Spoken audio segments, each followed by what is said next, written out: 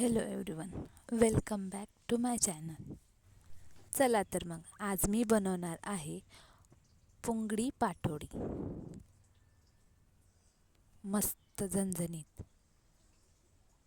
तर सर्वात आधी त्यासाठी लागणारं साहित्य बेसन आहे, लसण, अद्रक, खोबरं भाजून घेतलेलं आहे व कांदा पण भाजून घेतलेला आहे आणि एक कलमी टाकलेली आहे आणि सर्व मिश्रण बारीक केलं आहे.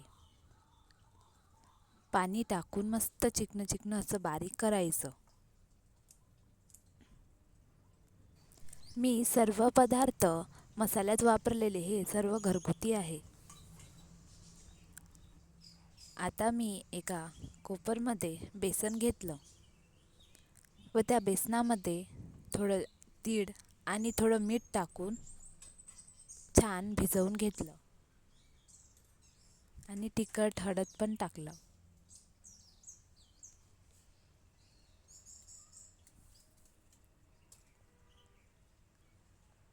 मस्त भिजवून घेतलं व 5 मिनिटे साईडला ठेवलं.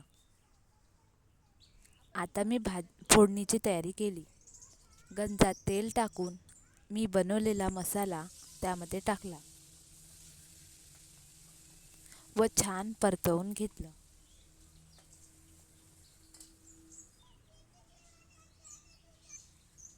मस्त फिरवून घ्यायचं. ते होताच मी त्यामध्ये टमाटरची पेस्ट टाकली व मीठ टाकलं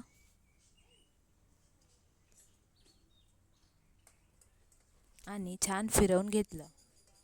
त्यानंतर मी त्यामध्ये तिखट, हळद टाकलं. तुम्ही तुमच्या चवीनुसार तिखट घेऊ शकता आणि छान फिरवून घेतलं.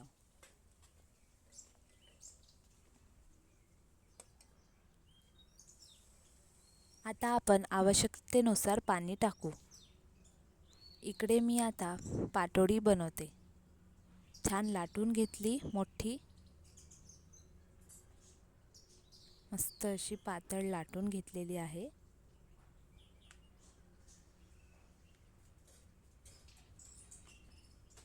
आता याला जो मसाला मी तयार केला होता तो थोडा ठेवला होता आणि आता तो मी याला पूर्ण लावणार.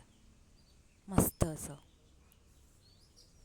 ते लावून झालं की त्यावर मस्त सांबार वा छान टाकायचं. मस्त सर्वीकडे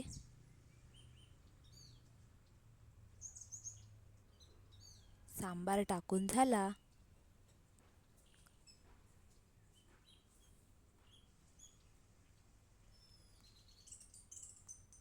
आता आपण त्याची छान रोल करून घेऊ. याला पुंगडी अशी म्हणतात. छान करून घेऊ. दाबून करायची थोडी. तुम्ही बघू शकता मी कशी करत आहे तर.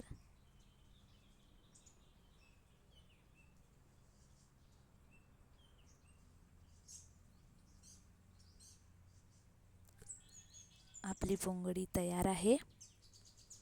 आता आपण याला छान छोट्या छोट्या क्यूबमध्ये कापू.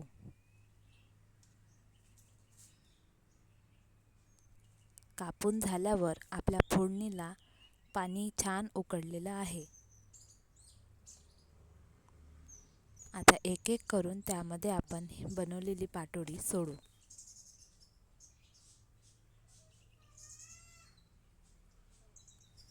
फिरवायचं नाही व याला 10 ते 15 मिनिट शिजू द्यायचं. आता मस्त सांबार टाकू व तयार आहे आपली पुंगडी पाटोडी. व्हिडिओ आवडला असेल तर प्लीज सबस्क्राईब करा.